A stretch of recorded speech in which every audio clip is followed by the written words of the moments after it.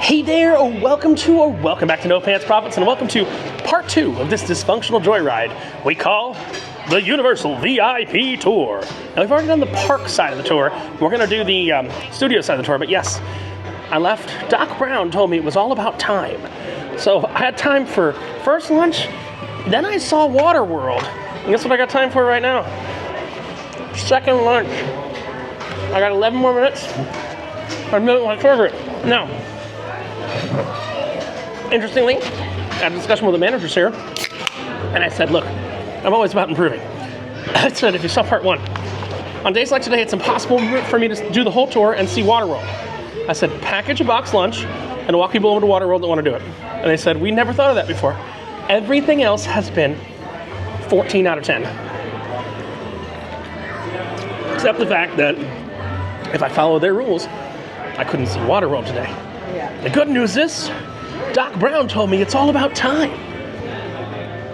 He's going to find a solution, but realistically, the tour guides here, the guide manager and the restaurant manager here's like, shit, that's not a bad idea. Okay. Make a box lunch, let people go to Waterworld. Works right with the lunch schedule. And those hot cookies from the front part, and the cookies on the heating platter, they're like fresh baked. Much better than fresh baked. Love it. I miss the beef. Really like the sear on that beef. This is the included lunch. Figure it's a good bookend. Have on both ends. Salted caramel ice cream. Nutella crepe. It was like 340 bucks or something. I don't remember. Money's money. But this is a Monday in early March. That's the lowest bracket of the whole year. But yeah, it's good. So stay around. Oh, I'm gonna try my ice cream, okay? We're about to jump on the VIP version of the studio tour. Oh, and I was told that other than one thing we're doing on that tour, I can show you guys everything. There's just one place they didn't specify. I'll tell you what that place is. I can't tell you what the place is, but there's one place in the studio tour the cameras are not allowed. Told you caramel ice cream so good. 8 more minutes, so we gotta meet up for the tour. We did the park tour in part 1. Part 2 is the studio. So far, worth every penny, except I had to figure out how to do Waterworld myself. Thank you, Doc Brown, for confirming my thoughts. All right, so we are now at the studio tour.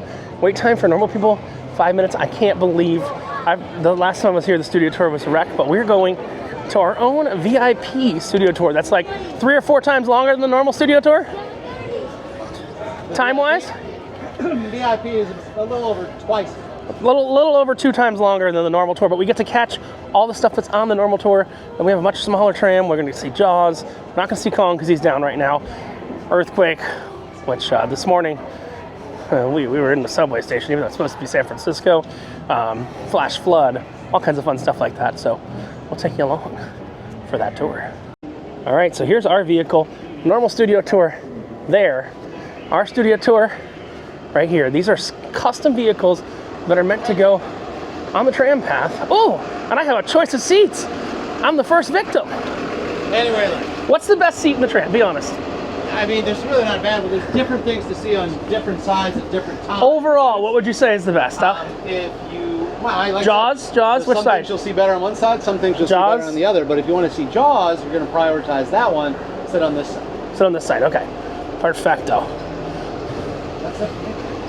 And we got a cooler of water right here. Hakuna Matata. But no, what a wonderful phrase. The wrong part. A cooler of water. And we got plenty of room because the rest of our group ditched us. So, yeah. Here's the tram. All right. We got a tiny little VIP shuttle right here. Come back when we get moving. Further though, need to introduce the man of the hour. Whom this is a really long walk uphill both ways. Put your hands together for our driver, Jade. Let's have a Jade now. Yeah! Gonna keep us rolling and comfortable. comfort and style out there. Look, it's the normal tour. But a couple quick safety notes as we get rolling along here. You might see myself or Tyler up and walking around while Jade is driving. They don't even want us to do that, quite frankly. We'll get in trouble if they see us with these cameras walking around while he's driving. We still might do it. I mean, we are highly trained professionals. We took a 3-hour online course on how to walk on a trolley. That was part of our training. So we are well suited to do that. We do ask, though, in all seriousness, that you guys please stay seated at all times. If you're trying to get a photo of something on one side or the other, we're driving by it a little bit too fast, just shout out. Wave your hand, we'll slow down, we'll stop, we'll do whatever we need to do to make sure you can get some great photos, but otherwise, please stay seated. Also, those big openings on either side make it really easy to take great photos. They also make it very easy for things to fall out of the vehicle. So if you have any loose items in a bag, a pocket, or purse, make sure those are secured away from the outer edge of the vehicle. If anything does fall out, it happens sometimes, just let us know right away. Don't wait till our next stop. Wave your hand, we'll stop and we'll pick it up for you. It's getting better all the time with the soon-to-arrive Fast and Furious Hollywood Drift roller coaster there on your left-hand side. But as much fun as the park is, let's face it, it's all fake, right? I mean, it's all just the fake stuff. What we're going to go see now is the real fake stuff. Guys, it's a little bit loud back there. I got other people I got to try to talk to here. If you could talk amongst yourselves, but just try to keep it down a little bit back there, all right? So that I can do what I need to do up here for everybody else that's on board. Thank you very much. As we're moving along, though, we're going to go now and Back to the show you Future. what is truly one of the world's biggest and busiest, real, honest-to-goodness motion picture studios. We're going to see a lot of stuff today on the tour that's not exactly real, but what you're looking at there on the right-hand side is actually 100% real. That is LA County Fire Station number 51. It is the only publicly funded firehouse anywhere in the United States that is built on private property. Wow. Because Universal Studios is technically an unincorporated part of LA County. We're not actually part of any city, really. We just happen to have almost everything you would find in a real city. Our own outpost of the LA County Sheriff's Department and Fire Department. There's a hospital, a school. We have our own zip code. But something you don't find in many cities, real or not, big or small, over there on your left-hand side, a sound stage. That is soundstage number 12. That is our oldest and largest soundstage. Over the years, it has been used for some of the biggest sets in motion picture history, including the Visitor Center from Jurassic Park, Dracula's Castle, and Frankenstein's Lab from those classic monster movies, the interior of Tony Montana's mansion in Scarface. Filmmakers like to shoot inside of these buildings, like the stages that are here on your left, stages 7 through 11, because they can work so much more quickly, so much more efficiently. They can create any environment that a story calls for, indoors, outdoors, any time of day, any weather. We're going to talk a little bit more about how these buildings are used in just a couple of minutes when we get a chance to actually take you inside onto the set of a current primetime network television show. But these last two stages here on the left, stages 7 and 8, the one that's right there in the corner, stage 7, was used by Alfred Hitchcock for one of the most famous scenes in all of motion picture history, the unforgettable shower sequence from his classic film Psycho with Anthony Perkins and Janet Leigh. A little bit further to your left, you see a parking structure. Now, why do I bother to point out a parking structure? That's kind of boring. Well, if you take a look at your screens, you're going to see that parking structure in this clip from the Lost World Jurassic Park, the second Jurassic Park. You're going to see this big RV up here getting pushed over the edge of a cliff by an angry dinosaur. The cliff it's getting pushed over the edge of right there is actually that parking structure behind the Carl Laemmle building, dressed up to look like a cliff in the jungle. Right next to that parking structure, stage 14. That's our second oldest and largest. That's been used for some great things over the years. If you saw the first Jurassic Park movie, if you remember the scene where the SUV is falling down through the branches of the tree, breaking the branches, that entire scene was filmed inside stage 14. That's where they built the elaborate replica of NASA's Mission Control for the hit film Apollo 13. That's where they built the Antarctic Lab in one of my all-time favorite scary movies, The Thing, directed by John Carpenter. On the right-hand side, stages 16 through 19, these first two, 16, 17, recently used by the HBO series Hacks, starring the Emmy Award-winning James Smart. Just behind there, stages 22 and 23, recently used by the upcoming third spin-off of The Big Bang Theory. Brand new show coming out later this year called Stuart Fails to Save the Universe. They're based over here. Stage 19, right here on the corner, recently used by things like the spin-off from The Office. Brand new show called The Paper, which is on NBC and on Peacock. Stage 19 there was also where Alfred Hitchcock filmed scenes for his classic film The Birds with Tippi Hedren. And the last 3 shows in a row starring Ted Danson. His most recent show on Netflix, A Man on the Inside. His previous show, Mr. Mayor. The show he was on just before that, The Good Place with Kristen Bell. All filmed back there inside Stage 19. On your left-hand side, these smaller buildings, offices for some big-time companies and filmmakers, like Illumination Entertainment, behind the Despicable Me and Mario Brothers movies. Charlize Theron's production company, Secret Menu, has offices back there. If you look to your left, you're going to see a sign. Well, unless he's parked there today, you won't be able to see the sign if he's parked there. Kevin Williamson, name on that parking space. He is the writer and creator of the Scream franchise of movies. Just in theaters this weekend, he both wrote and directed Scream 7.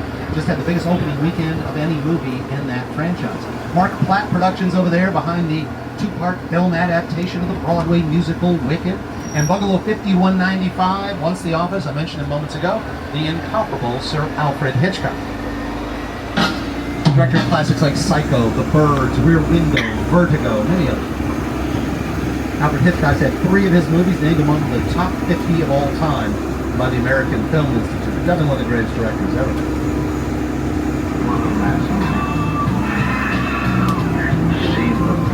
Now, in just a moment, we're going to get off the vehicle for our first off-vehicle VIP excursion.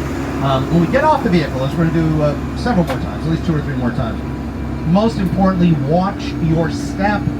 Please, please, please watch your step here at the front of the aisleway. We are allowed to take photos and video inside of the set, which is very rare when we go onto the set of a current primetime show.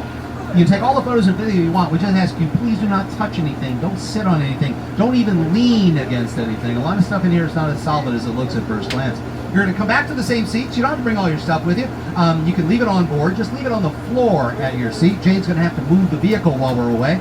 You can see up here, we have the poster of the show, streaming on Peacock, also airing on NBC. Wendy McClendon Covey is starring, David Alan Grier. It's a very funny show. Basically, Parks and Rec, The Office, meets in a hospital, essentially. That same style. All right, follow me this way.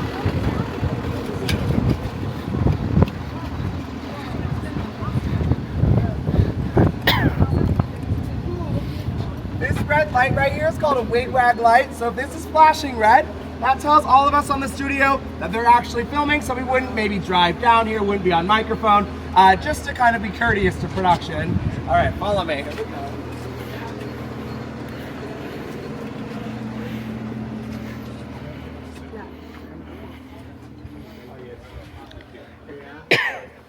How you guys?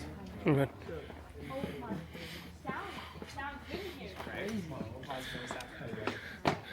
So welcoming you guys, take a moment and listen. Nothing. So much quieter, right? Because the soundstage is named that way because it is essentially about 98-99% soundproof. The walls are about 4 times as thick as the walls you have at home. On the walls, this is called Insequil. It's basically if we were to take like 4 mattresses, press them together, this is kind of what that is. You can touch it. It's not actually 4 mattresses, but it's that idea. Then look how tall this building is. We can create any environment we need to in a building like this. In How the Grinch Stole Christmas with Jim Carrey, about 98% of Whoville was built inside of 11 sound stages. A couple scenes for the jungle of Jurassic Park in the first film, when they're in the trees, the dinosaur sneezes on them. That was inside of a sound stage, number 14. So we can really create any environment we need. But like I said, this is for St. Denis Medical. We're going to go into a hospital. So a little bit more of a common set. We don't want to actually film inside of a real hospital, so we build it here. When we go inside, remember, take a look, take photos, just don't touch anything or lean on anything. Follow me? So new episodes of this are currently airing on Yes, NBC? season 2 is airing right now. Really looks like a hospital. Yeah, what? Yeah, So no tours means they've got something going on in that room, Exactly. right? We just can't go in there. So they wouldn't want to leave any spoilers for a show around or anything like that. That's the idea. exactly. This is crazy. How long does it take them to build something like this and strike something like this? Probably took maybe a few months to put up. And this is first season? They're filming. They just finished filming season 2. Okay. Season 2 is streaming. Season 3 is going to be coming back soon. Okay, cool. They just got renewed for a 3rd season. Yay! Is this real medical equipment? We'll talk about that. But guys, look all around you. Look how incredible the detail is of everything. If you look up, you can see there's a ceiling. Usually inside of a soundstage, you would not put an entire ceiling. This is just kind of there to help add the realism of being inside of a hospital. Because this is a mockumentary show. It's filmed like a documentary. It's obviously not real. They want it to be as realistic as possible. So inside a stage, typically we don't need to add the ceiling. That's where we hang all the lighting. Easy. The camera usually doesn't pan up. Usually you won't see that there's no ceiling. It's not that big of a deal. This one, they want the fluorescent lighting. They want characters in wheelchairs, in beds, so cameras from below, you can see the ceiling. Also, we have different rooms all leading into one area. So this is the emergency waiting room. Behind you where Mark is, we have one of the main doctor's offices. We also have a hallway that'll take you to the break room and to the main head of the hospital, Joyce, Wendy McClendon-Covey. So the idea is cameras are going to follow the characters through the set and all the way down the hallways and then give you that feeling of, oh, we're actually in a hospital, and really we're not at all. Look at all of the equipment around here. A lot of this is real equipment. A lot of it is surplus or donated or just items that we don't really use anymore in the hospitals. We're not going to go to a hospital and take any equipment, but it is a lot of it comes from our Edith Head building, our prop warehouse that we'll check out in a little bit. All the logos you see that say St. Denis Medical, that was created by us on our lot in our Bud Westmore building. We have a sign shop. They'll create all the signs because St. Denis Regional Medical Center is not a real place at all. So they had to create everything that you see, all the signs and everything. It's a fake elevator too. That doesn't go anywhere. Exactly. So this elevator is great because don't go in the elevator, but just take a look. You can see there's a number 1 labeled on the side. On each side. Also up here we have all the different room numbers, 106, 107, 108. If we want this to be maybe the 3rd floor of the hospital, all we have to do is change the sign into the elevator, close the doors, open the doors, change all the signs, all the numbers, boom, different level of the hospital. Easy. Change the signs. So quick to do. This elevator is great though. On set, we're going to have a production assistant helping to operate this elevator. I'll show you how we do that. If I'm the PA, I'm going to stand behind the door. If you guys stand right there, you can look at the door. Yeah. I'm going to stand here. We'll close this door. And then I'm going to wait for my cue for the elevator door to close. And then, okay, door closed. And then I'm going to close it by pushing it. And then I'm going to wait for my cue to open it. And then I'm going to pull it open. See, there's a lever. It's not even like a curtain, basically. Yeah, you just kind of open and close. This happens a lot. We just add in post-production the ding and all the sounds of the elevator to make it a little bit more realistic. Yeah, I love this set so much. Even the flooring, everything is very carefully detailed. If you look at the desk right there, that's for Nurse Alex.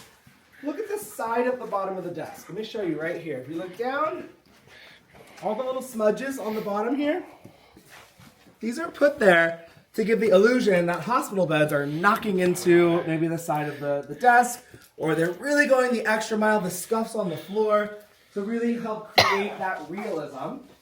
Now, if in the show, a character goes out this door, that's going to take us into the stairwell, right?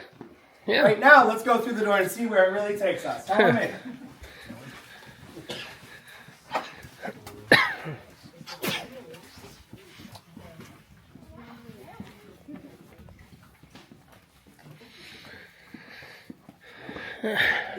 Takes us to nothing. To nothing. So is the stairwell somewhere else? They don't usually show the stairwell, but if They take do, elevators? They'll probably go in a stairwell in one of our office buildings and just film in there. So do you fake the outside of the window if you're shooting in a thing? Get the crew here. So you guys see how the windows here says bed 106? Obviously, right now, if we filmed inside that door, inside that room, you would see all this. We do not want you to see all this. We don't want you to know that there's no outside world. So what we would do is we would hang a really big photo, like a high definition photo of the outside world on this big rack right here. So we'll hang the photo here, pull it nice and tight, then we're gonna turn these lights on up here, and we're gonna make them a certain color. So if it's like 6 in the morning, that's gonna be a different type of like sunlight that's gonna come through the window. If it's in the afternoon, also a different type of sunlight. Then you can kind of see how there's little this like brick siding right here. Oh yeah. This brick siding will make it look like there's part of the building outside of the window. Maybe we'll put a plant, flowers outside the window, turn on a fan, they'll blow in the wind. We have the outside world. Boom. Crazy, right? We also have a little basketball hoop up here in case everybody wants to shoot hoops in between each. So the idea is like when a show gets canceled, let's say 4th season, I'm talking this set would be destroyed and something else would go in here. Exactly, yeah, so good question. So this is an NBC show, so it lives here. We are a rental facility. Other productions do rent from us. Netflix, Disney, Warner Brothers, Paramount, they all come here and rent from us. But because this is an in-house NBC, it's going to live here. We usually, for other productions like renting from us, Paramount, Disney, all of them, they would film here, tear up their set, put it in storage, come back if they get renewed. Like Stuart Fails to Save the Universe, which is a Warner Brothers production, filming on the lot. I'm sure after they're done filming season 1 right now, they'll pack everything up, put it in storage, maybe come back for season 2. But for now, since this lives here, we have this here. Other productions do use this as a hospital. Suits LA has filmed in here. Hacks has filmed in here. The Paper, I believe, also filmed a little bit in here as well. So there you go. Any other questions? No. Awesome. Again, if you guys need photos, let us know. But if not, you can follow Mark, and we'll take you outside to the outside world. It's great to be able to film in here. And what Tyler was saying, probably 80-90% of what gets filmed on the lot is filmed in one of our stages. But sometimes you just need the size, the scope, the dimensions of an outdoor location. That's where we're headed right now. Follow me this way. And now we're... And then in Fast and Furious presents Hobbs and Shaw.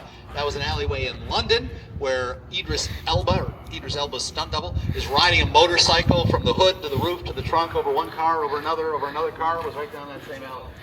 Right this way.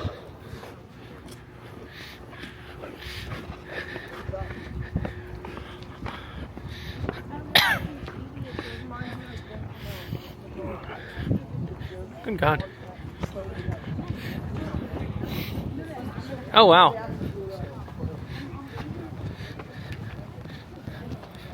I think we're walking to Hill Valley. Guys. If you weren't here for part 1, my shirt kind of matches where we're walking.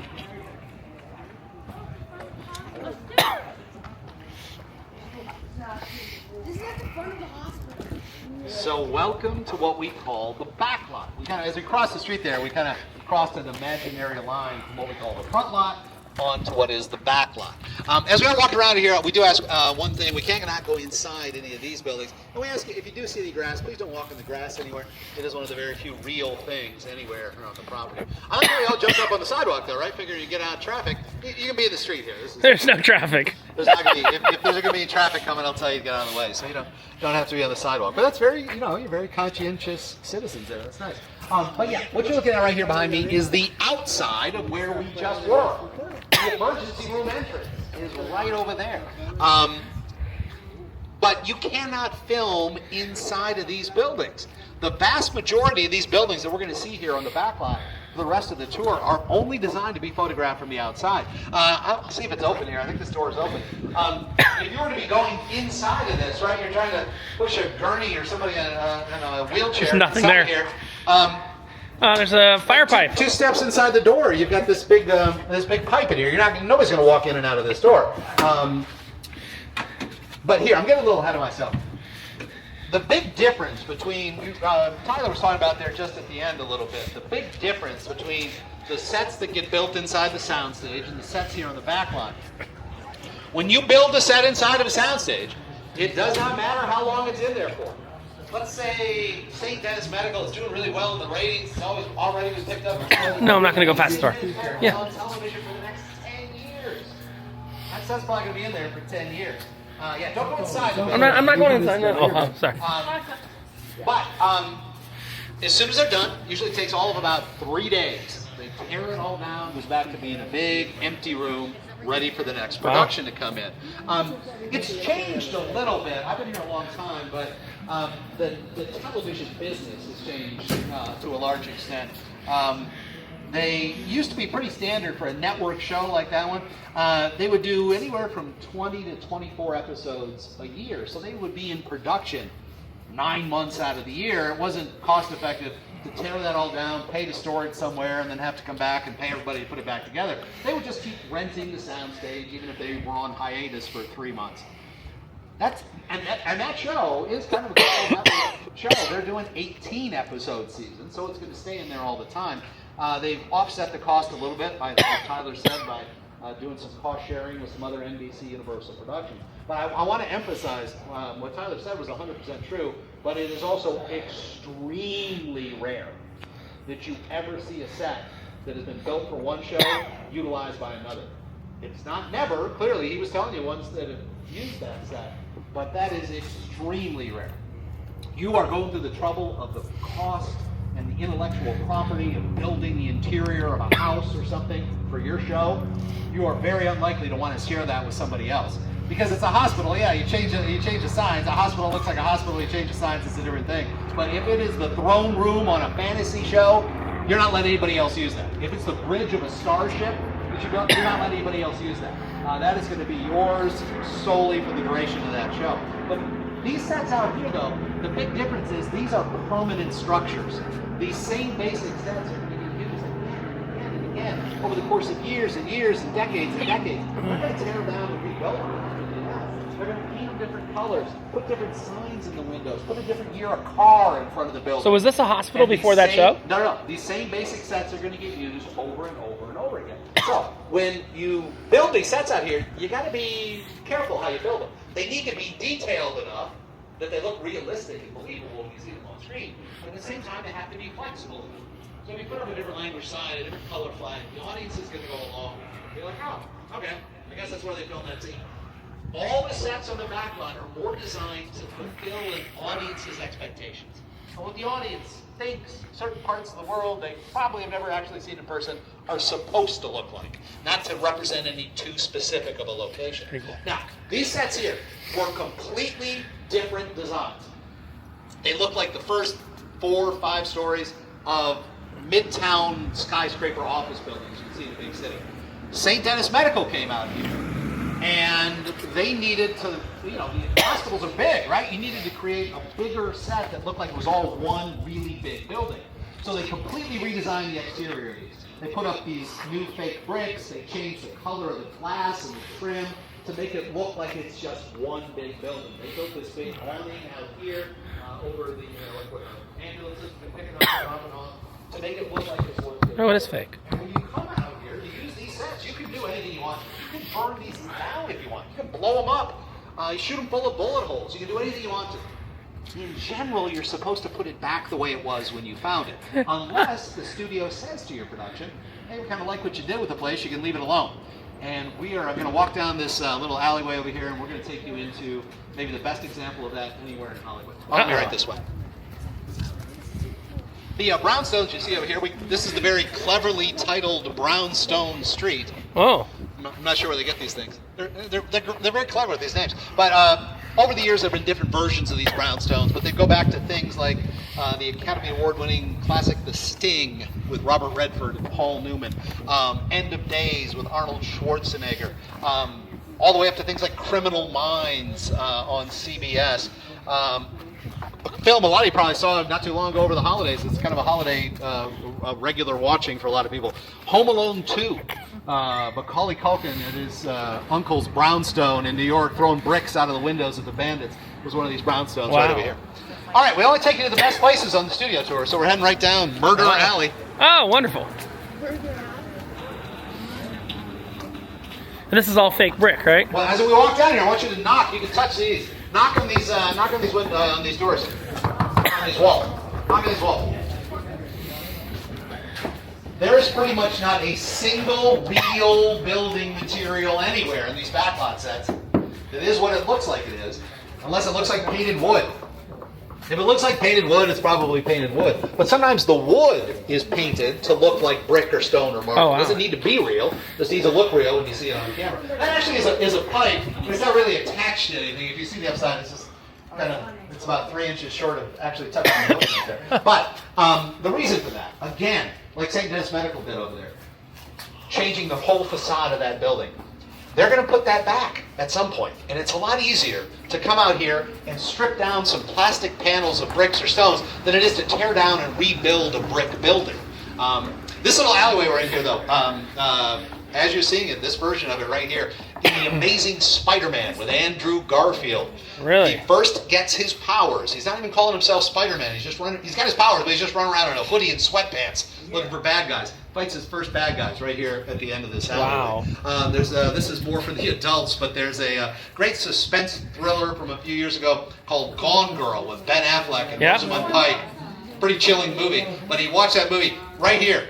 There's a flashback to the couple's first date, and they're walking behind the bakery. The sugar is in the air, floating through the air. They have the sugar kiss. Is right here on this spot right here. Ben Affleck and Rosamund Pike. But there's a great example right here of how these sets can be used to look like even much, much bigger areas. I want you to, maybe you've seen the show, maybe you did. There was a Marvel show a few years ago on ABC called Marvel's Agent Carter. Yep. There's an episode of that show where the good guy, or the bad guys, kidnap one of the good guys right on this building right here. They drag him out in the alleyway, throw a bag over his head, toss him in the trunk of a car, tear off down around the corner. Big chase scene, filmed in these Metro sets. The bad guys get away. They escape from the good guys. They get back to their secret hideout, right back in the exact same spot. All they did was they filmed the kidnapping from this angle. The guy goes into the trunk, camera follows as they go down that way.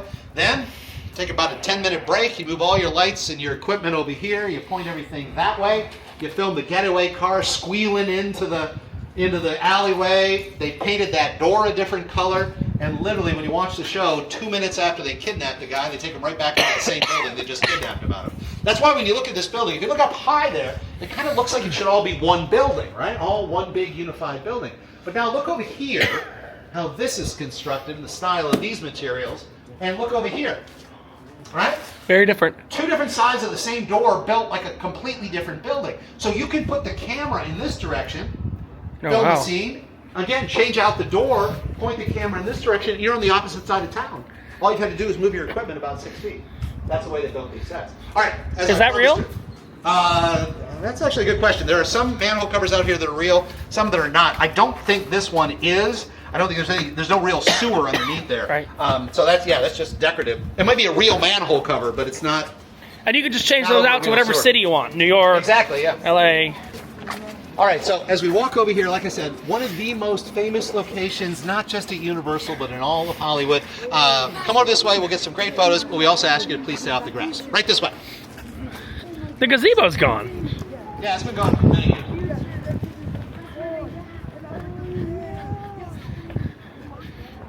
That's the city where we crashed. Holy shit.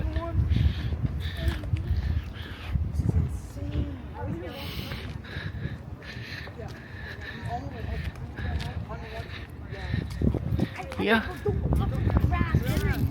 Wow, it's a lot smaller than it looks. Everything gets better, bigger on screen.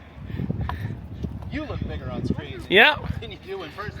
You know that old thing, the camera adds 10 pounds? Yeah, but the docks up in the clock and it's tiny. The same thing applies to buildings. They look bigger on screen.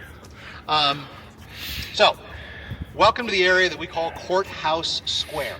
And that is an appropriate name for a location that was used in a couple of classic courtroom dramas like Inherit the Wind with Spencer Tracy, To Kill a Mockingbird with Gregory Peck. This was the jail that they take Norman Bates to at the end of Psycho. I know it's a bit of a spoiler, but you know, it's been 65 years. Newsflash, he doesn't get away with it. It's still worth watching the movie. You'll still be terrified by that movie, even if you know he gets arrested at the end. But this building is perhaps most famous, though, is the building that had the famous clock tower on top of it in Back to the Future. This was the town of Hill Valley. the original clock tower, which no longer exists. That's a replica, used to sit up there. As you're looking at it from the left to the right, that's where Michael J. Fox had to get the DeLorean up to 88 miles per hour to get back to the future. Now, we'll take a picture of anybody who wants to in front of this building. People love this photo. But you're going to go home later. You're going to be watching the movie again, still on all the time. You're going to pause it. You're going to scroll back through your photos. You're going to look at your photos. You're going to look at the screen. You're going to be like, oh, come on, Mark was lying. Doesn't look anything the same. Well, remember what I said over there. You can do anything you want to these buildings, right? You're just supposed to put it back the way it was when you found it. Unless the studio says, we kind of like what you did with the place, you can leave it alone. And that's the case with this. This had gotten to be so famous from so many big things over the years. Nobody had wanted to film out here for a long time. There's actually kind of a famous story about the movie Bruce Almighty with Jim Carrey. He gets the powers of a god and he screws everything up because he's Jim Carrey, and a riot breaks out. Supposedly in Buffalo, New York, a riot. People are storming through the streets, buildings are on fire. It still looked like it did from Back to the Future when they filmed that scene. They put that scene in the movie, they show it to a test audience. The test audience says, why were they in Hill Valley all of a sudden? I thought this movie took place in Buffalo. Why were they in Hill Valley, California all of a sudden? They deleted the scene from the movie. You can find it on the DVD if anybody's still You see, I'm leaving now. DVDs, but you can find it as a deleted scene, but they took it out of the movie because it looked too recognizable. So the TV show Ghost Whisperer with Jennifer Love Hewitt came out here. They're the ones that built the gazebo that's no longer Oh, okay. here. You can almost see what they did. They built a big box out around the original 4 columns that are still back there. The big round columns are still back there going all the way up. When they were done, the studio was like, hey, that looks great.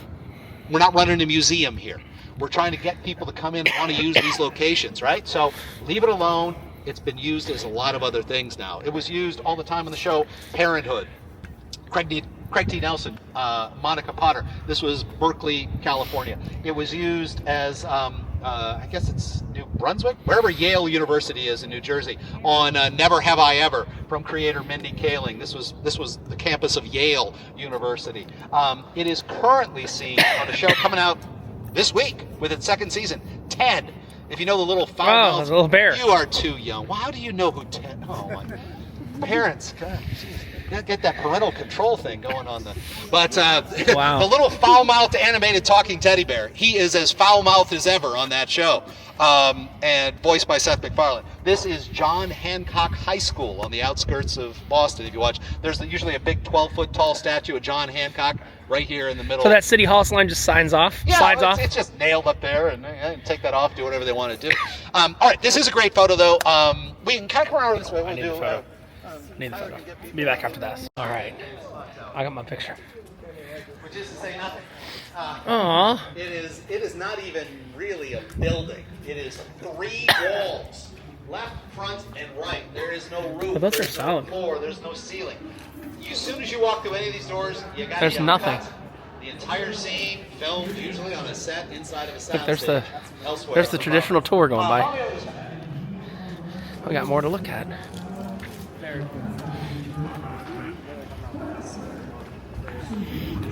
These sets have been rebuilt, torn down, they burned down a couple times. Sometimes they get rebuilt, very, very similar to what was there before. Sometimes they get totally redesigned. But this one has been here in a couple of different versions, but maintained almost exactly the way you see it. That's the jail that they take Boo Radley to in To Kill a Mockingbird. Wow. Also, if you're a fan of the NBC show The Good Place, Ted Danson and Kristen Bell, if you haven't seen it, you should. One of the characters, if you watch it, I highly recommend it. I'm not going to give any spoilers away. But one of the characters in The Good Place is standing right there next to those stairs when an air conditioner falls out of a window onto their head and kills them and sends them to the good place from right there. Follow me over this way.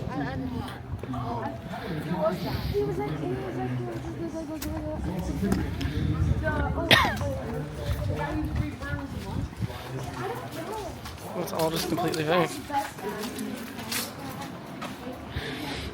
So one of the beautiful things about filming, again, more fake bricks.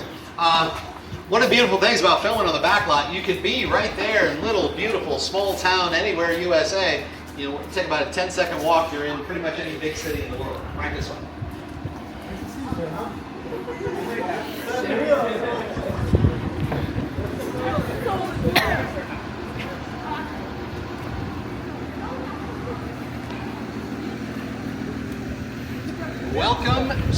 New York Street, as we call it. We call it New York Street, but you get the idea how this stuff works. Over the years, it has been almost any major city that you can think of at one time or another.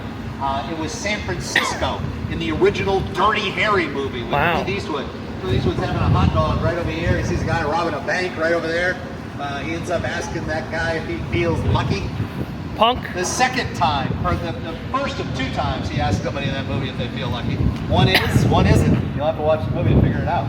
But this was Los Angeles in the climactic battle sequence at the end of the first Transformers movie. Shia LaBeouf's running down the street with the old spark under his arm, blowing up all around him. This was Chicago with the Blues Brothers with Dan Aykroyd and John Belushi. Also Chicago, again, one of my personal favorites, The Sting with Robert Redford and Paul Newman. This is where they film the obstacle course in American Ninja Warrior whenever they're filming in downtown LA. This is downtown LA. Downtown LA is actually about 10 miles that way, but this is where they film American Ninja Warrior.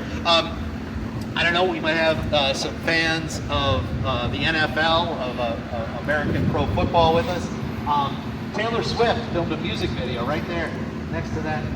That joke works better when Wendy does it. But somebody got it. All right, somebody paying attention. Yeah, Taylor Swift, the music video for the song Wildest Dreams, filmed right over there. Last thing I want to point out to you before we get back on board the vehicle, though. One of the most important things anywhere in this whole area to transform all of these sets into these different time periods and locations is right there in the sidewalk. These little metal squares. You lift up these little metal squares, first thing that happens, usually a bunch of spiders jump out at you, so I'm not going to do that. Sometimes black widows, so we're going to leave that alone. But when you do lift one of those up, what's underneath there? A big post hole, steel line post hole holder, and an electrical outlet.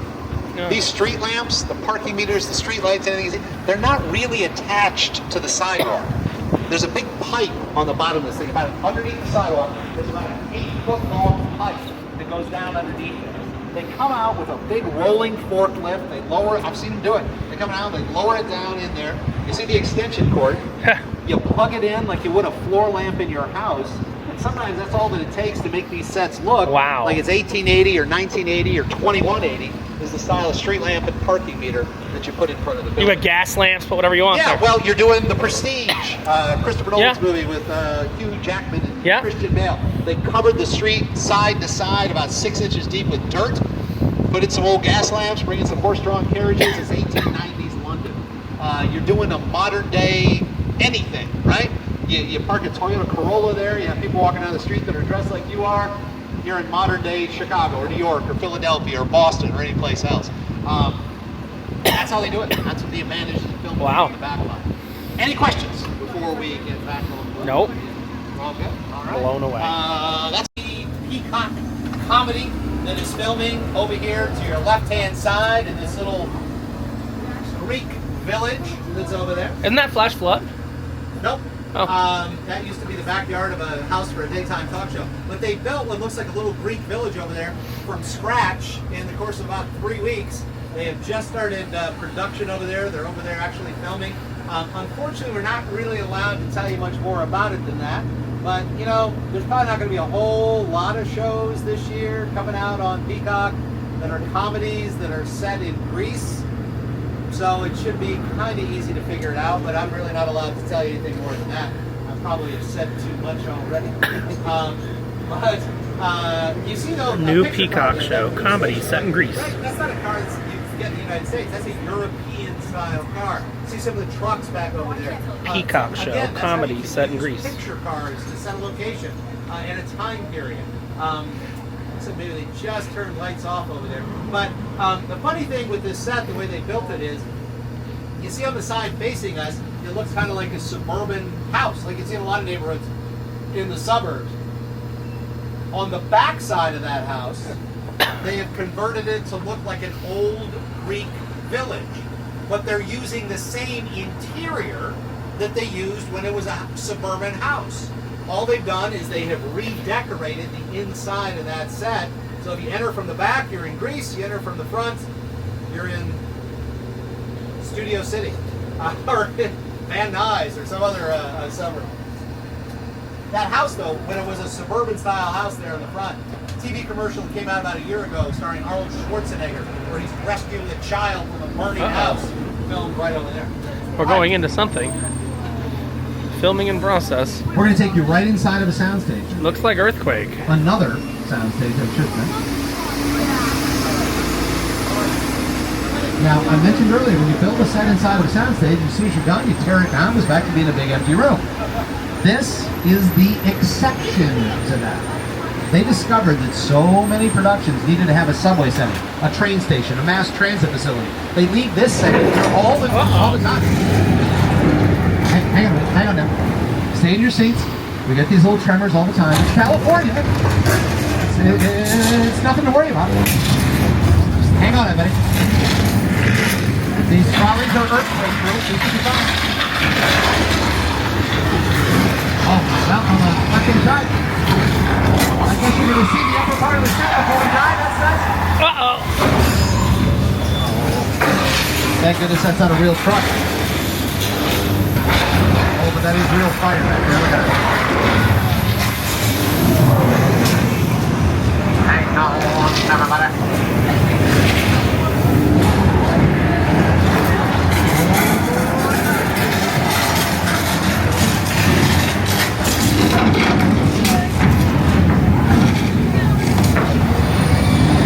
The front left, I think the subway is still running.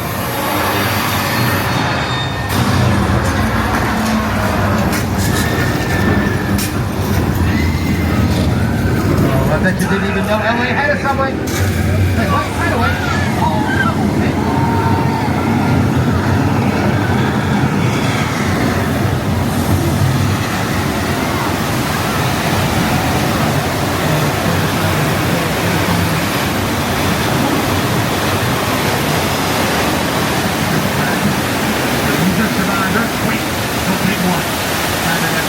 Disaster movie, Earthquake from the 1970s. My back can't take any more special effects. I'm gonna have to see if I can get a chiropractor appointment. I'm gonna turn things over to Tyler. That's good. All right, you guys, how was Earthquake? Did we like it? Woo! Woo-hoo! So that's been on the tour since 1989. It was to pay homage to a little film called Earthquake with Charlton Heston. So I know that was a lot, so we're going to kind of calm it down for a second, and we are going to go all the way to the beach.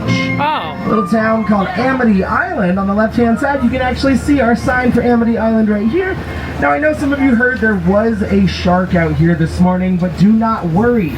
Mark and I got here early and we caught the shark for you. So we're gonna drive through right now. The shark that we caught is right there to the right-hand side. For safety, our police diver, David, he's in the waters. He's swimming around, making sure that everything is nice and clear. So yeah, it's a beautiful, beautiful day. Shark-free. I do hear some weird yelling and music. Hold on. Oh no, there's David. Hey, David. Hey, David. How you doing? Oh, wait, David. Oh no. Oh no, I think another shark got him. David. Oh no. Oh, David. Oh. Uh-oh. Is he good? Oh, that's blood. Ew, David. Ew. Ew. All right, everybody, do remain calm, remain seated. Now, we are trained professionals. We're told if anything goes wrong, look for really big tanks of gasoline. So we're doing it. Right hand side is a very safe, highly flammable location. As long as the shark, uh-oh. Uh-oh. The dock. Oh, no, the gas line just broke. Take cover! Oh. Oh, no. That dock is on fire. Hopefully we get out of here soon. Oh, no, look out in the water. Oh, no. Oh. We're backing up with the shark. I love this.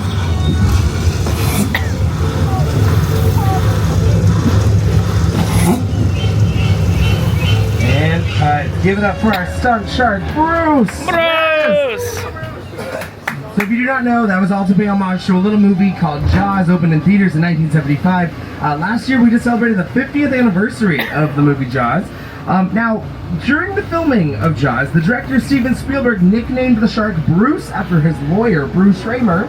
To Looking this day, to the we'll shark still pay resetting. homage to the shark Bruce. If anyone's seen Disney Pixar's Finding Nemo, the name of the shark Bruce comes from Jaws. Really? Can anybody yell out what type of shark that was? Yell it out.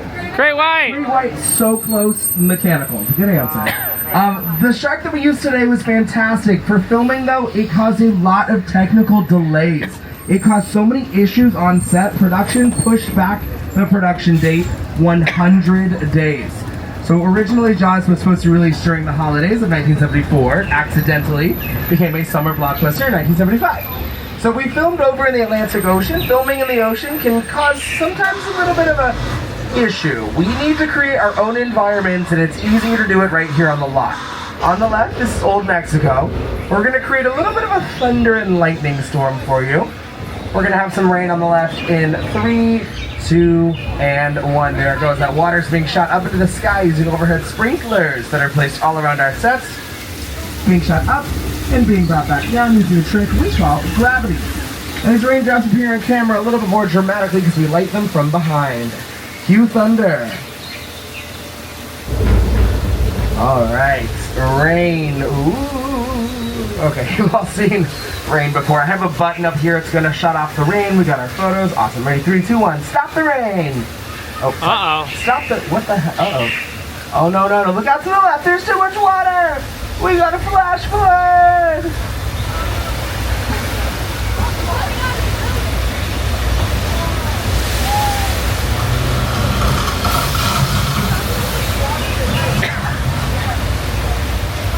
That right there is thousands of gallons of recycled water. Do not worry, once the water comes down the hill, we actually pump it all the way up to the drinking fountains at Disneyland. It's fine. No, I'm kidding. We bottled it and put it here for you. Look on your screens. That was in Big Fat Liar, starring Amanda Bynes, Frankie Muniz, and Paul Giamatti. The same effect was also used in Lady Gaga's music video, Judas. You can see on your screens right here, Paul Giamatti's stunt doubles getting washed away right there. In the music video Judas, Lady Gaga did not use a stunt double. She did the stunt herself in stiletto heels, so go Gaga. Old Mexico can also be seen in Indiana Jones, King of the Crystal Skull with Shia LaBeouf and Harrison Ford. We've used it in Star Trek Picard as well. Three Amigos? Three Amigos, yes. Three Amigos with Chevy Chase, Martin Short, and Steve Martin. Now on the left-hand side, we do have our Western sets here. This area is currently under construction, but it is actually one of our oldest and most historic spots on our backlot. We have filmed hundreds of Westerns out here. In our first year of movie making, we were able to pump out 200 Westerns in 1 year, which is crazy to say, because nowadays you could maybe get 4 or 5 movies filmed in one area on the backlot in a year. That's because at the time we had to deal with, we didn't have quiet zones. We actually had the more silent film era. I'm going to hop off microphone again because we're going to pass by that production again. Speaking of quiet zones, so in the original 1915 we did not have to do this, so we were able to film 200 Westerns all at the same time.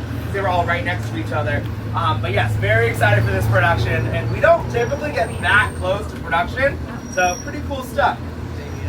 Alright, we are crossing over to an area where we are actually going to go inside of another building, one of our last off-trolley visits. We're going to go explore our Edith Head building. Alright, I'm back. We're going to go explore our Edith Head property warehouse. The building we're about to go into on the left-hand side is where we get all of our stuff. So when we were in St. Dennis Medical, the computers, the chairs, the pieces of paper, the Post-it notes come from this building here on the left.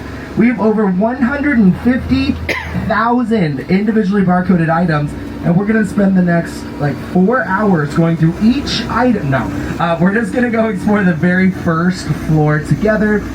Couple things, once we're inside, they have asked us to not take any pictures inside. Outside it's fine, but just not inside the building.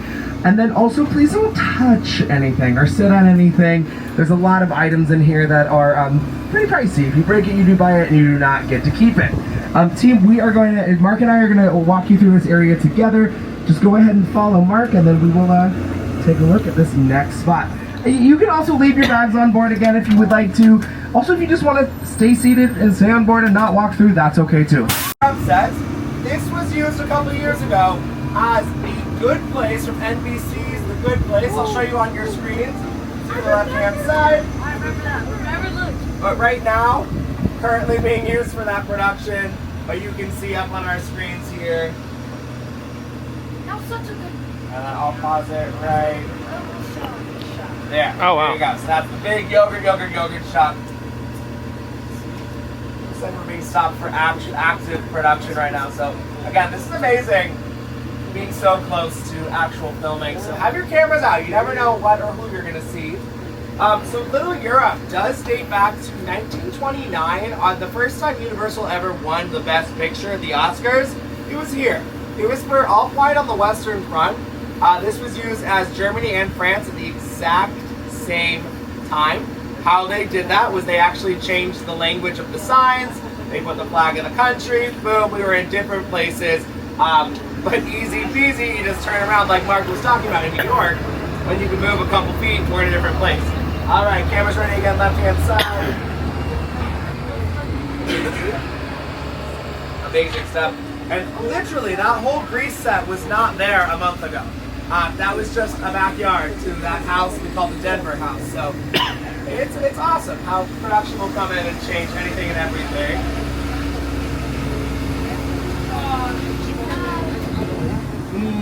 No. All right, I'll hop back on microphone. Right-hand side, this body of water right here is called the Park Lake or Hollywood Ocean, but some of you might recognize it as the Amazon River from the creature of the Black Lagoon. Oh.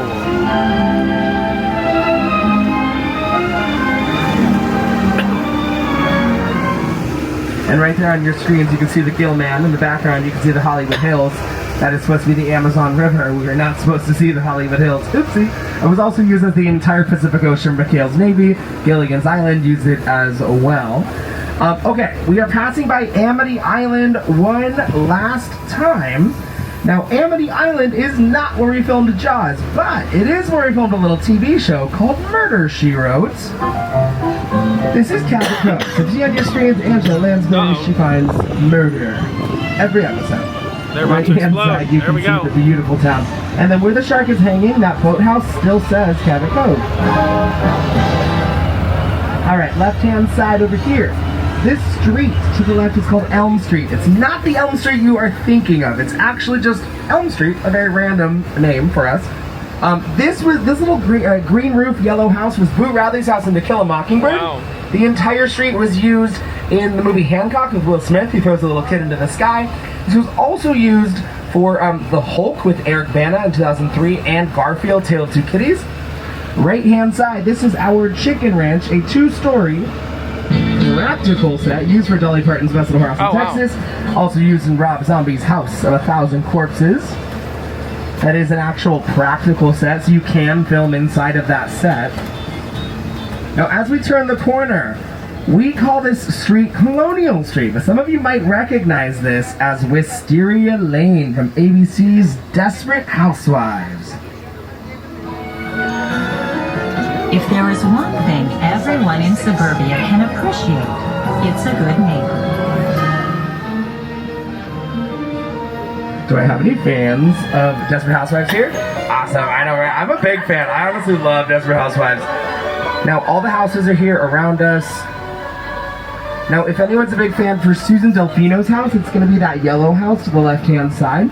It is also where the character Davy lives in Never Have I Ever on Netflix.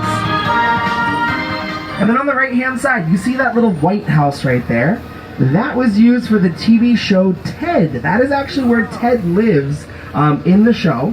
It's actually set in Boston in the 90s, so we had to change out the cars to give us a time period of the 90s. Also, they repainted it for the show. It's actually a blue.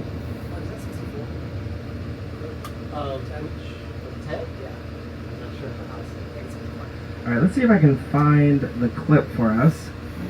Nope, not that one. That's fine. We'll take a look and see the Ted house in a second. Now, that is actually where the Ted exteriors are. The interiors are over in our sound stages. Now, right-hand side, we got that little tan house. That is the Ace Hardware house and Ace Hardware commercials. Oh, wow. Side, this little this gray house was used in The Burbs as well. That is where Tom Hanks lived for the show. And then straight ahead, this house right here is another practical set. It was created for Desperate Housewives. That one you can film inside of. That is where the character Edie Britt lived as well. Now, like I mentioned, this is where the original Burbs filmed with Tom Hanks. Now, we just had a reboot of the Burbs, currently streaming on Peacock with Keke Palmer. Here's a little sneak preview.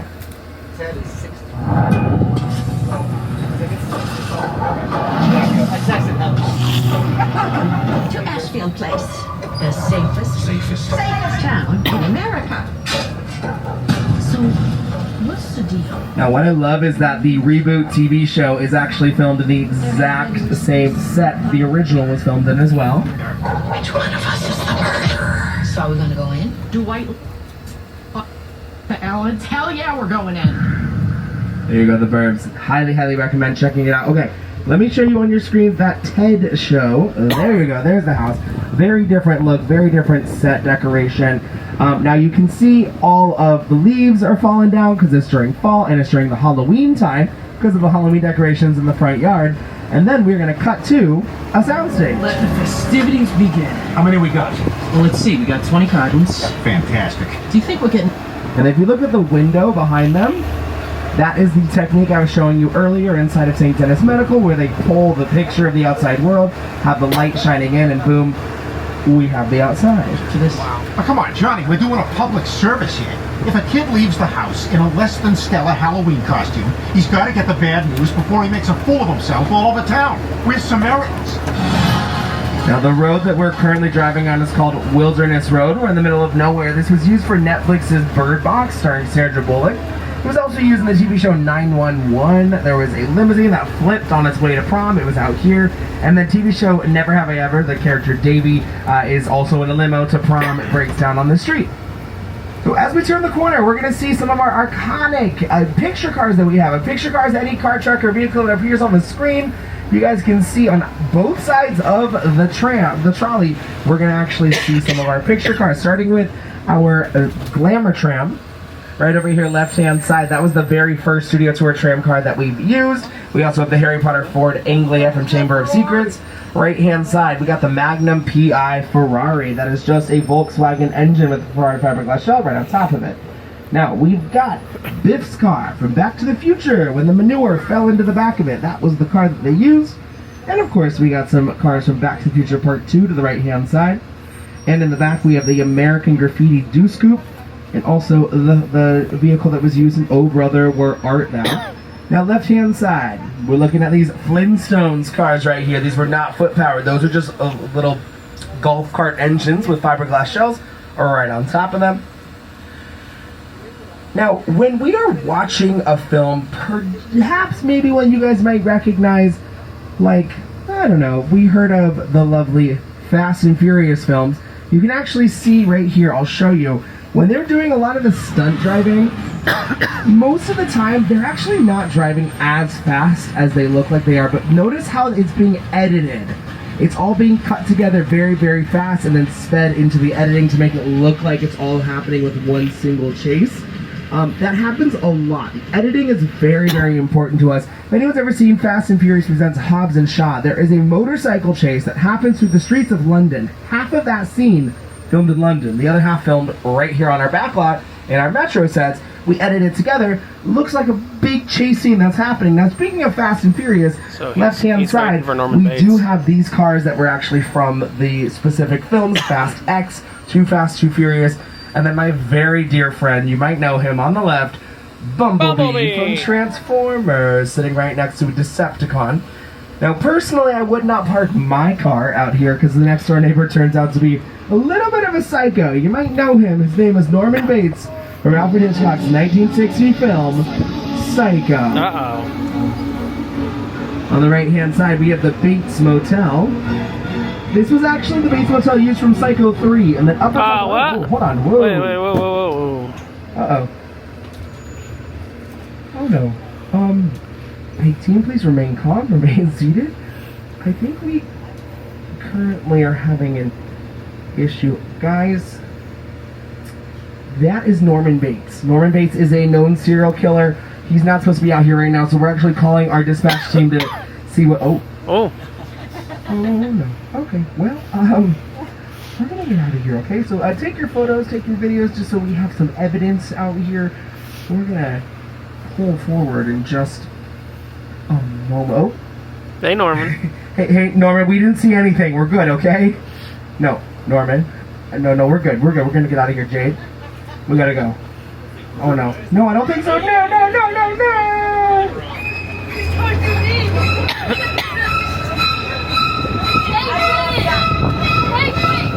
Woo. Get to safety. We're gonna head up this road to get away. We call this a psycho path.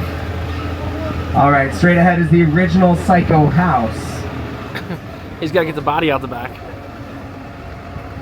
Quickly, before the next tram. Alright, so as we turn the corner, we are going to be taking you to one of the largest destruction sets we've ever been in our lives. This is from Steven Spielberg's War of the Worlds. And you might be thinking, why am I not on microphone? We have another quiet zone. Never mind. We'll talk on microphone. I guess the quiet zone's not active right now since they're playing the animation noises. So welcome to War of the Worlds.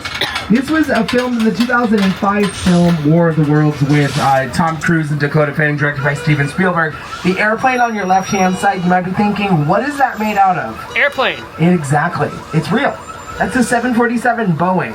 That was actually purchased from the Mojave Plane Graveyard for about $60,000, which is not terrible for a full airplane. Then production tore it apart, put it into 4 pieces, drove it here, and to drive it here, it was about $200,000 just for shipping and handling. Yeah, let's take a look on your screens. You'll see what it looked like in production.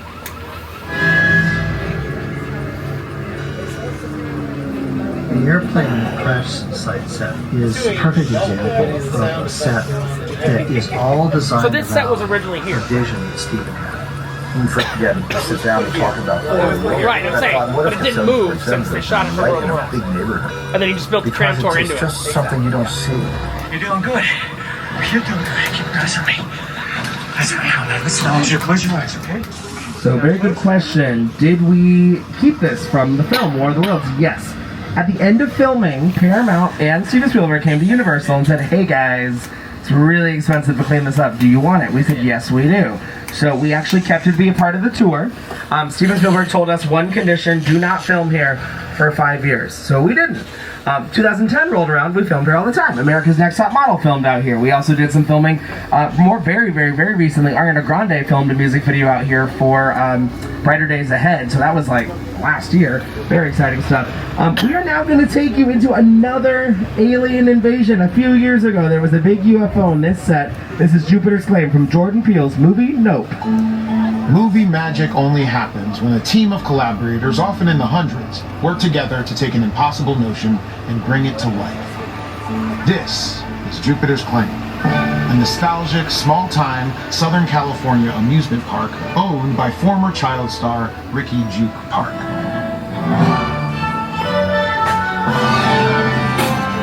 Over there, look into the winking well and have your picture taken just like the kids in that old 90s movie Kid Sheriff. That's what this whole place is loosely based on. Remember that one? No? What? A little further down, you can see the brand new Star Lasso experience. Built to showcase an unbelievable new live show. Not looking so live anymore. Anyway, behind this Hollywood fantasy, rush frontier town, lies a sinister secret. It is smack dab in the center of Housewives. Wait, why did the power just shut off? Hold on. Welcome to the world Of no. Oh no. Wait a second, what's happening to the screens? Oh no. Don't look outside, don't look up! No! Who here has seen the movie Nope? Amazing! I love it! It's a great film. Highly recommend. It is awesome. It's an alien invasion. Jordan Peele kind of said it's like a Jaws in the sky. It's fantastic. It does stand for Not of Planet Earth, so highly recommend checking it out. Alright, one of our last spots on the tour, straight ahead, that big giant blue wall is in front of a spot that we call Falls Lake. You can fill up this big cement pit with water. You can also maybe put a prop out there. And then using CGI on that blue wall, you can create a scene like this on your screens from Sully. So the airplane you're looking at is real. The water is real. The people are real. The city in the background, that skyline is just that big blue wall. And then we'll pause it right there for you so you can get a better look at it. A lot of productions use that. It's a very popular spot to film. We've used it for Dunkirk. Also, Pirates of the Caribbean on Stranger's Tide. The Mermaid's Cove was created out there. Bumblebee filmed out there. Also in Jim Carrey's movie Bruce Almighty, he did Walking on Water. It was here. He also was out here for The Truman Show. When he hits the end of his world, that was the blue wall he hit. The Hunger Games Catching Fire, that was the water arena when the contestants come up and out of the water. And it was used for music videos like Falling with Harry Styles and TLC's Waterfalls and Beyonce's Formation music video. All right, team, look on the right-hand side, this beautiful view of our San Fernando Valley. You can see in the distance, we have Warner Brothers. Behind them, Walt Disney Animation Studios. And then at the base of the mountain, there's a really big blue building with a yellow stripe on it. That's the largest IKEA in North America. Guys, give it up for our incredible driver, Jade. We did it! And keep it going for my buddy, Mark. No. Let's hear for Tyler now. Come on. Yeah. All right, you guys, we did it. We survived our studio tour and our VIP experience. We are not coming back to the trolley, so grab all your belongings with you. Take your phone, take your bags, everything. Also, any trash you may have accumulated, please grab it as well so Jade does not have to toss it. We have a chest up here for water. If anyone wants to grab water, this is your last chance for bottles of water complimentary. They are about $300 to $400 in the park. Watch your step as you're exiting. And that is a wrap.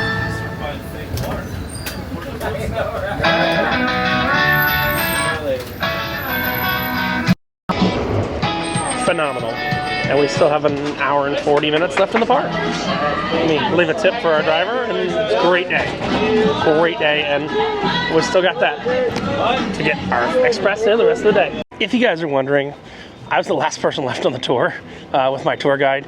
7 people didn't show up. 5 people or 7 people just disappeared. 6 people didn't show up. 7 people just disappeared. I was the last one left. I gave him $100. I think he did a great job. No complaints. Answered every single one of my questions. The only thing he told me that's funny, he goes, they'll never do a box meal so people can see Waterworld. They will fucking do a box meal so people can see Waterworld. That was incredible. I mean, everything has been fantastic so far this trip. We're gonna go down, probably do a separate video on the Tiki Bar. Because they have a Tiki Bar here. So I want to go see Kung Fu Panda, Secret Life of Pets, Tiki Bar, and I'm good. We've done all the other rides so far. Park closes at 6 p.m. So we got another hour and 20. Let's go get, I want to see the Kung Fu Panda show. I want to do Secret Life of Pets, because it makes you into a dog at the end. And then I want to hit the Tiki Bar and see how many Tiki drinks we can do. And then right after the Tiki Bar, we'll get in line for the Mummy. Because remember, we've got unlimited express left. The last studio tour leaves at 5:30, I think. Studio tour is a shell of its former self, with Kong closed, with other things closed. It's a shell of its former self. Kong's closed, Fast and Furious is closed. I like what we did, but that should be the normal studio tour. I know logistically it's a disaster to do that. We went and we saw all kinds of props and stuff like that.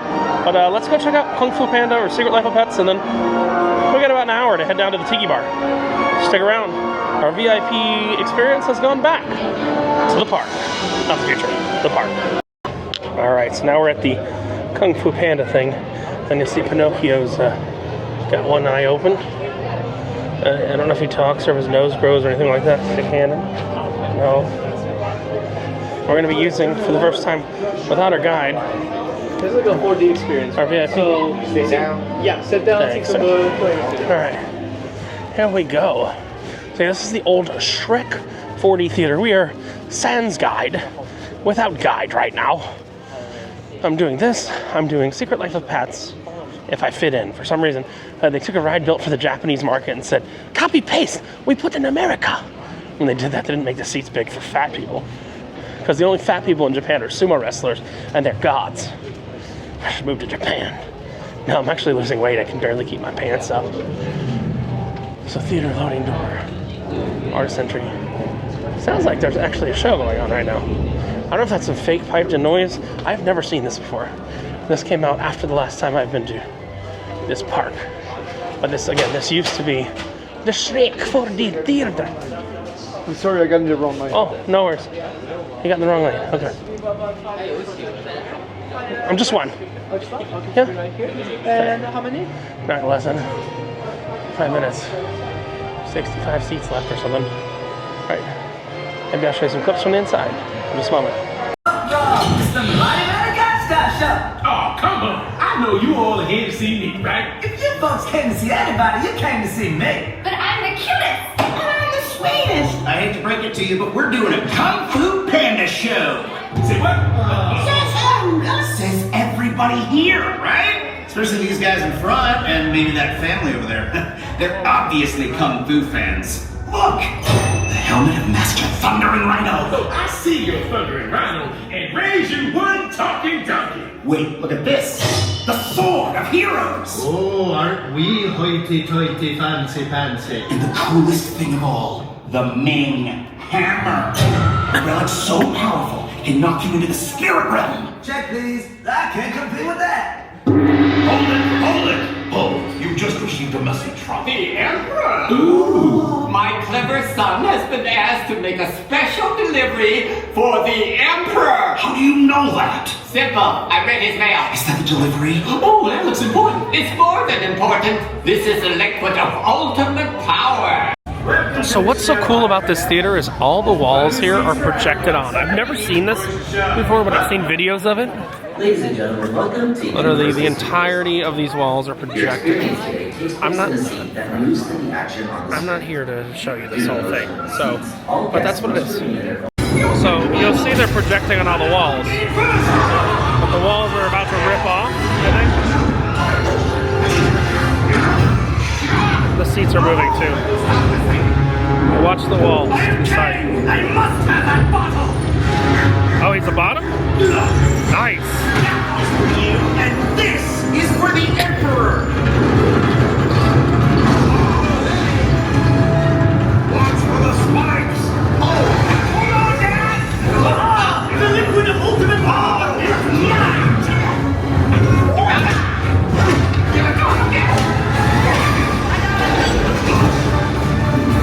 Oh, the walls haven't exploded yet. Those are not real. I don't think. Hang on, we're almost there. Oh, I'm so excited! We're gonna be the Emperor! Hey, everybody, we're here! The Dragon Warrior! Your Imperial Highness, it is with great pleasure. Fire King! Really? I will defeat you in the spirit realm! Here we go. You're outnumbered 3-1. There we go. Whole wall blows out. Oh no, you don't, King! So cool. You're no match for my power! If you want to wait in line, for 20 minutes, you can meet Donkey. Tomorrow, I make waffles. Waffles. Where you girls from? Somebody making waffles. Oh, you came to take a picture with the boo-ho. Love it, with the boo-ho. All right, let's take a picture. Here we go. Okay, I don't speak a damn word of English with the boo-ro. Look at this thing. Cheese. I know my buddy Ryan would slam that one on the right. The camera out there somewhere. Cheese. La Maria. I get Shrek over here to block that sun for us or something like that. What's up, everybody? Hi, guys. La Maria. Hello. What's going on here? Not me. I'm not a Maria chaser. Maria's mama. I don't know if Maria was 18. That's all I'm saying. Alright, so let's talk about where Express becomes very useful. Secret Life of Pets Off the Leash, 45 minutes. Let's get in the Express lane.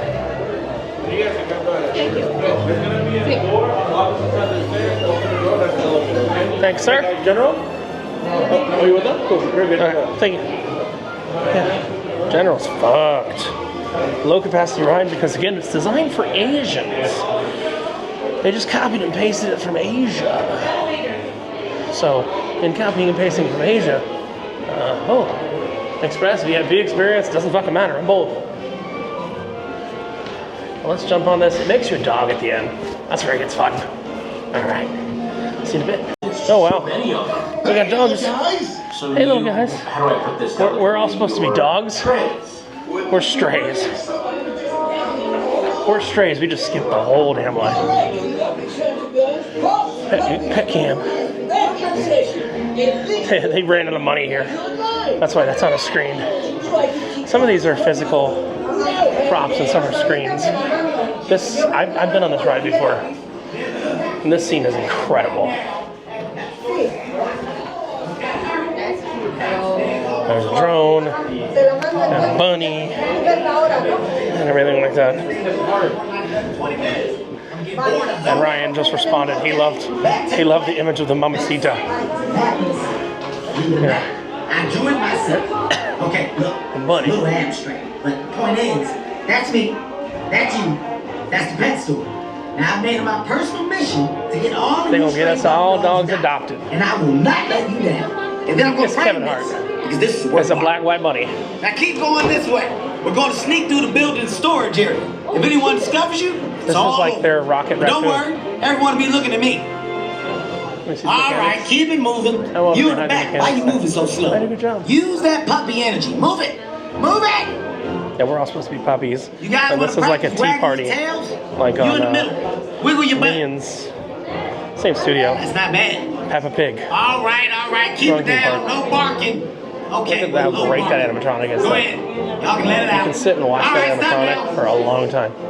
It's really nice. Hey, you over there. Reminds me very much of Rocket Raccoon in Guardians of the Galaxy, which we'll see tomorrow. Tomorrow at Disney's California Adventure. Doing that for sure.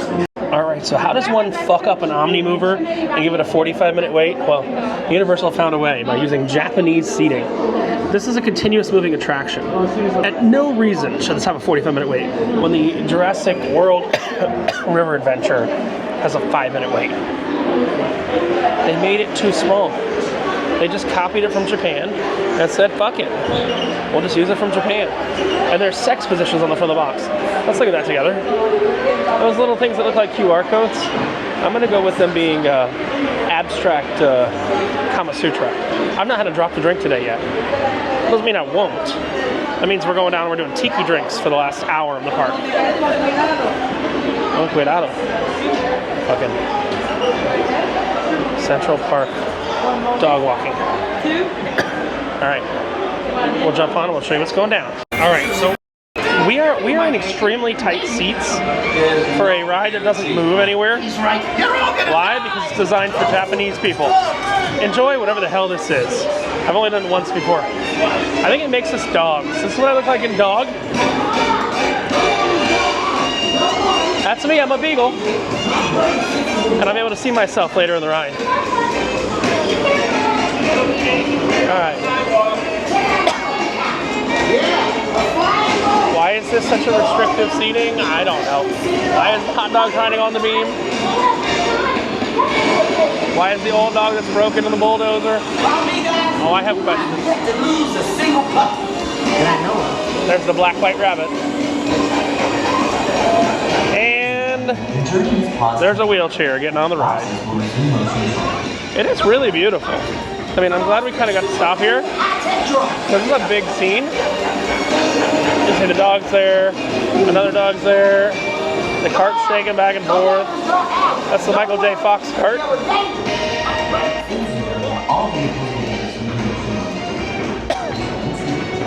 There we go. See that dog? Look at the branch out. That dog can't get the ice cream. That dog's doing yoga. Ooh, them perky titty little A cups, B cups. We like that. Uh-oh. Evil kitty cat. That reminds me of a Valentine's gift I got for someone once. Uh-oh. We're in evil kitty cat alley. That's Captain Kate's cat. His name is Bugs Naked. Captain Kate's cat, Bugs Naked. And some other kitty cats. Don't worry, after this we're gonna do six tiki drinks in like an hour. Oh, this is a beautiful scene though. Good God, this is a beautiful scene. I have to give them credit. Once again, all vehicles will be resuming functioning momentarily. Please remain seated with arms and legs. Look, it's the Aristocrats. Aristocrats, that's my favorite joke. And There's a robot cat going around. This ride is so restrictive. I can hardly cough. This ride is more restrictive than now. It's more restrictive than Harry Potter, which I couldn't ride earlier. There's the white black bunny, black white bunny, crashes throne. Something they couldn't do practically, so they put a giant screen. But I love, like, look at the dog's ear that just flops. It's a beautiful, beautiful counteraction. Look, there's the cat going up. These vehicles point you to where you want, so they're a new generation of Omni movers. We're gonna see another scene that's on the other side now.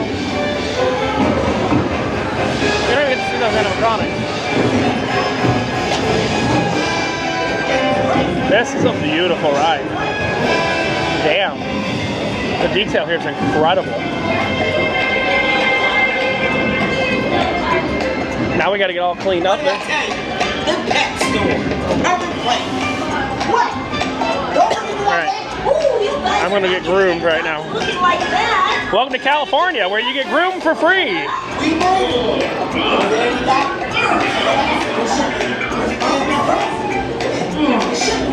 This is gonna be great. Okay. You're gonna be up, Wow. and you're gonna get Beautiful.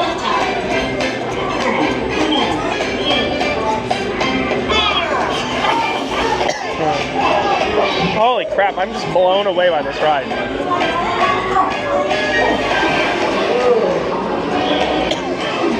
That's the Cat-O-Matic. Good news, we're not cats. Do we remember I started as a beagle? Let's take a look at my up self. Never mind. I should be a beagle still. No, I'm nothing. Really? You did me like that? You did me like that. You made me nothing. Look, they're looking for a new puppy. Oh, I don't want the Asian family. Am I getting a white family? Who's going to adopt me? Oh, fuck. It's a mixed race lesbian family. God damn it. What do you say? You want to come? God damn, I don't want, no, I don't want to come home with the mixed race lesbian family. Yeah, fuck is that? I don't want to be with the mixed race lesbian family. Welcome to California. In Japan, it's just men and women and children. I like the congratulations dog. It's a beautiful scene too. This is a beautiful ride, but I think the only way to ride it is handicapped if you want to be comfortable and you're fat. Look at the cat's trying to pee. There's what's his name? That's Indiana Jones. You're welcome, people. Harrison Ford. Welcome. As you return, please lift your arms and your lap bar will raise automatically. Oh, my belly's gonna make it bounce. Watch. Oh, my belly. Now you know what time it is. It's Tiki Drink O'Clock. Tiki Drink O'Clock. Tiki Drink O'Clock. Tiki Drink O'Clock. Thank you. Tiki Drink O'Clock. We are gonna go down to the Jurassic World Tiki Drink. Drink 'em all, jump on Jurassic World. Drink 'em all, jump on Jurassic World. Because why? Because the best bar is always a tiki bar. And Pongash Palace is gonna be the best tiki bar on Earth. I'm not joking about that. I met with frickin' Brian Henson yesterday to have some discussions about Pongash Palace. And I'm going to the Magic Castle on Wednesday. For those of you who are like, this guy's just a fool. Well, check yourself before you wreck yourself. I do need some lunch, dinner, but I'm gonna get that out in Shitty Walk after this. But the thing is, the escalator closes in 25 minutes that gets us down to the bottom. So it's the longest ride in the park, other than the studio tour, is an 8-minute ride down the escalator to get to the lower lot. So let's do that escalator ride, and I'll see you on the lower lot at the Isla Nublar Tiki Bar. And we'll see how many of those drinks we can smash before the park closes. Also, not gonna lie to you, the only thing I didn't get a chance to do today was Minion Mayhem. It's the exact same ride we have in Florida, And I'm deciding between trying to drink 6 tiki drinks in 45 minutes or trying to ride the exact same ride we have in Florida. You fucking know where I'm going. We're going to Isla Nublar, baby. And we're going to try and get all the tiki drinks. All the tiki drinks. So down the 8-minute ride we go to Isla Nublar, which is the bar in Jurassic World. See you in 10-12 minutes when I get to the bottom. Oh wow. On my way to the Raptor bar, or the Raptor bar. Where is the tiki bar? The Raptor's out. The Raptor's out. And this is a full body Raptor. Welcome to Nublar. Hi. It's a full body Raptor. I'm at the Blue Umbrella for Okay. I'm just gonna take a picture of the Raptor. Sure, that works too. It's like she's almost saying hi back. She's trying to, she was like... Yeah, you see that's a person in a Raptor suit. But we don't get to see the whole Raptor. In Florida, it's behind some bushes. Here it's not. Oh, it's gonna attack him. It's gonna attack him. It's gonna attack him. Good girl. Alright. That behavior is starting to escalate. You're showing her nothing but love. She's showing you every single one of her teeth. Alright, it's time to switch out Raptor performers. Be careful when you come up here, because her behavior is starting to escalate. She's been out here for a while. She's probably wondering... Is it still open? Like you just wait? Oh, okay, perfect. Sorry, I didn't realize. Blue Umbrella. I'm good to jump in here? Okay. Let's go meet the damn Raptor. Right? Like no line to meet the damn Raptor? I'll meet the damn Raptor. Not a teenager. I'll meet the damn Raptor. Why not? Love the damn Raptor. Look at this line here. All right. Not a single scream for that. Nice, yes. Here we go. No scream. Calm down. Uh-oh. She's coming up. Be careful how far you lean over that fence. Okay. Hey, Blue. Go straight over. Straight over. Oh, you kind. We like you. Okay, there's a lot of Vocalizations. All right. You know what time it is? It's Tiki Bar time, baby. I got less than 45 minutes to Tiki Bar. Get my suit on and my wet suit on. I don't want to be wet all day. I don't even know what that thing is on his shoulder. I don't know what that thing was on their shoulder. I was trying to process that. Wait time, 5 minutes for Jurassic World. So we're gonna Tiki Bar the shit out of this place. Then we go on Jurassic World. We didn't pay for any food all day, so let's Tiki Bar the shit out of this place. Come on. All right. I don't need a souvenir mug. I just want to get fucked up. All right. I'm gonna give it a second intro. Here we go. You know what, guys? We're at such a beautiful viewpoint over Hollywood. The whole city of Hollywood. This was Hollywood. Universal was Hollywood. So the Retro for No Pants Prophet saying, holy shit, this is a wild day. I really don't know how Anna Crime and Disney's gonna top us tomorrow, but you know what's back? My creative juices are flowing. You're gonna see things on Sunday that you won't believe. And guess what? When you wear no pants, the only thing you have to lose is your shirt. I'm sorry, I could not include the Tiki Bar in this because it would have made it hours long, but I drank all the Tiki drinks, and then I just got on a ride, recording full top. It was great. I love this place. California doesn't give a shit, well, except about their governance. And when you're in no pants, the only thing you have to lose is your shirt. Have a great one. See you with a similar shirt tomorrow. Not the same, because the blueprints are different. Have a great one. Bye.